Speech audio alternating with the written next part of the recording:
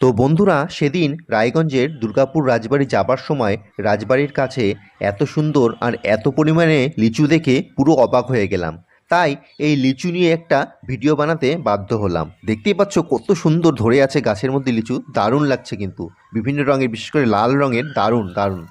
গরমের দুই প্রধান ফল আম আর লিচু, এছাড়া কাঁঠালও রয়েছে, কিন্তু আম আর লিচু ভালোবাসে এমন লোকের সংখ্যা কিন্তু বেশি। তাই ভাবলাম এই সুন্দর লিচুগুলোর সাথে কিছু সেলফি নিয়ে রাখি স্মৃতি হিসাবে। আর লিচু বাগানে এসে লিচু খেয়ে দেখবো না তা কি হয়? তাই কিছু লিচু খেয়ে দেখি, অসাধারণ মিষ্টি, খুব সুন্দর ছিল লিচুগুলোর টেস্ট। আর এই লিচু বাগান দুর্গাপুরের ভূপালচন্দ্র বিদ্যাপীঠ বা হাই স্কুলের ঠিক সামনে। এই হাই স্কুলের পাশ দিয়ে যে রাস্তাটি গিয়েছে, এই রাস্তায় কিছুটা গেলেই ভূপালচন্দ্র রাজবাড়ি বা দুর্গাপুর রাজবাড়ি। এখান থেকে দাঁড়িয়ে তোমরা রাজবাড়ির কিছু অংশ দেখতে হবে। আর তার ঠিক পাশেই রয়েছে বিশালাকৃতি এই লিচু বাগান। আমি গিয়েছিলাম জুন মাসের 3 তারিখে। তখন এই লিচু বাগানে যে কৃষকেরা লিচু ফলান, তারা গাছ থেকে লিচু পেড়ে বাজারে নিয়ে যাওয়ার ব্যবস্থা করছিল। তারা আমাদের খাওয়ার জন্য কিছু লিচু দেন।